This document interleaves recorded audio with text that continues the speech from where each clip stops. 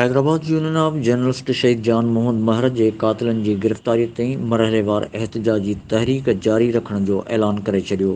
Hyderabad Union of Journalists जे 7 ॾींहनि वारी बुख हड़ताल जे आख़िरी ॾींहं ते अॻवाननि चयो आहे त हाणे हीअ तहरीक मुल्कगीर शिकिल अख़्तियार करे चुकी आहे। 9 अक्टूबर सूमर जे ॾींहुं 2023 ते Pakistan Federal Union of Journalists जे सॾ ते पूरे मुल्क अंदरि प्रेस क्लबनि ते कारा झंडा चाढ़े मुल्कगीर एहतजाज कयो वेंदो ऐं PFU जी क़यादत सॼी सिंध जो दौरो कंदी। गॾियल सलाह मशवरे खां पोइ तहरीक 3 मरहले में दाख़िल थींदी। हैदराबाद प्रेस क्लब अॻियां हलंदड़ बुख हड़ताली कैंप खे ख़िताब कंदे Pakistan Federal Union of Journalists जे अॻवान ऐं हैदराबाद प्रेस क्लब जे सदर लाला रहमान समूह चयो त शहीद जान मोहम्मद महर जे क़त्ल जा पेरा ड्राहण में सिंध हुकूमत जो मुख्य किरदारु आहे।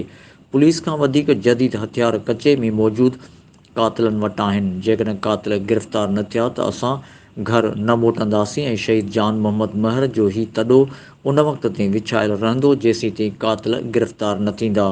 तहरीक जे 3 मरहले में हैदराबाद खां कराची ऐं लाहौर खां इस्लामाबाद ताईं लॉन्ग मार्च थी सघे थो। शहीद जान मोहम्मद महर जे वारस Pakistan feeder union of journalist आहे। असांखे शहीद जान मोहम्मद महर जा क़ातिल घुरिजनि ऐं ज़िंदा घुरिजनि। असां शहीद जान मोहम्मद महर जो खून लोढ़ण न ॾींदासीं।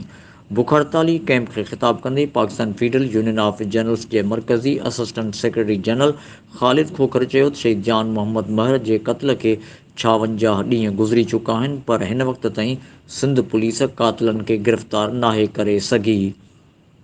क़ातिलनि जी गिरफ़्तारीअ लाइ असां कराची में CM हाउस ऐं इस्लामाबाद में वज़ीर आज़म हाउस जो घेराव कंदासीं। शहीद जान मोहम्मद महर जे क़ातिलनि जी गिरफ़्तारीअ लाइ सॼे मुल्क अंदरि सहाफ़ी सरापा एहतजाज बणिजी चुका आहिनि।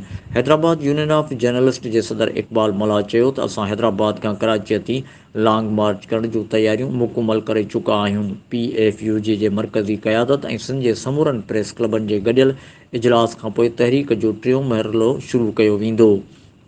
शहीद जान मोहम्मद महर जे क़ातिलनि जी गिरफ़्तारी ताईं ही आवाज़ सिंध जे शऊर जो आवाज़ थी उभरंदो। नामियारे दानिश्वर जामी चांडे चयो त शहीद जान मोहम्मद महर जे क़ातिलनि जी गिरफ़्तारी लाइ थींदड़ एहतजाज में असां सहाफ़ियुनि सां कुल्हो कुल्हे में मिलाए गॾु बीहंदासीं। प्रोफेसर इमदाद चांडियो चयो त शहीद जान मोहम्मद महर मज़लूमनि जो आवाज़ हो जंहिंजा क़ातिल गिरफ़्तार न थियण मां पुलिस तोड़े हुकूमत जी नाअहली ज़ाहिर थी रही आहे। बुख हड़ताली कैंप खे ख़िताब कंदे हैदराबाद यूनियन ऑफ जर्नलिस्ट जे जनरल सेक्रेटरी जयप्रकाश मोराणी चयो त शहीद जान मोहम्मद महर जे क़ातिलनि खे फ़ौरी तौर गिरफ़्तार कयो वञे। हैदराबाद यूनियन ऑफ जर्नलिस्ट जे ख़ज़ानची जानी ख़ासकली ख़िताब कंदे चयो त शहीद जान मोहम्मद महर जा क़ातिल अञा ताईं सिंध हुकूमत गिरफ़्तार न करे सघी आहे जंहिं ते सख़्तु अफ़सोस आहे। क़ातिलनि खे जल्द गिरफ़्तार कयो वञे। समाजी अॻवान ज़ुल्फ़कार हाले पोटो ज़ुल्फ़कार क़ादरी वकील अॻवान सत्तार सरकी चयो त शहीद जान मोहम्मद महर जे क़ातिलनि खे फ़ौरी तौर ते गिरफ़्तार कयो वञे। पाकिस्तान वाबड़ा हाइड्रो इलेक्ट्रिक वर्कर यूनियन जे सदर लतीफ़ निज़ामाणी समाजी अॻवान खुशहाल दास वकील अॻवान अंद्रेजत लुहाणे ज़ुल्फ़कार थेबो HRCP अॻवान गुफ़राना आरई यूथ एक्शन कमेटी जे अॻवान हमज़ली चांडियो चयो त शहीद जान मोहम्मद महर जे क़ातिलनि खे फ़ौरी तौर गिरफ़्तार कयो वञे। बुख हड़ताली कैंप खे बदीन प्रेस क्लब जे सदर तनवीर आरई मसीह बिरादरी जे अॻवान फादर शमू समाजी अॻवान एडवोकेट M प्रकाश पुष्पा कुमारी वकील अॻवान गुलज़ार जुमाणी असलम लिगारी समेत मुख़्तलिफ़ अॻवाननि ख़िताब कयो। इन मौक़े ते सिंध यूनाइटेड पार्टी जे सदर सैयद ज़ैन शाह चयो त सखर जे शहीद सहाफ़ी जान मोहम्मद महर जा क़ातिल फ़ौरी तौर ते गिरफ़्तार कया वञनि। सहाफ़ियुनि चयो त जेसीं ताईं शहीद जान मोहम्मद महर जा क़ातिल गिरफ़्तार न थींदा उन वक़्त ताईं एहतजाजी तहरीक जो सिलसिलो जारी रहंदो।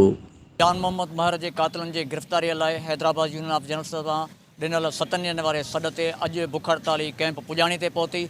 ईंदड़ नओं लाइमल जल्द जेको आहे सो यूनियन तरफ़ां ऐलान कयो वेंदो। हिननि मुतालबो कयो आहे त शहीद जान मोहम्मद महर जे क़ातिलनि खे गिरफ़्तार कयो वञे। साथी रिपोर्टर मुख़्तियार वकील सां गॾु ग़ुलाम हुसैन ख़ासकली इबरत न्यूज़ हैदराबाद।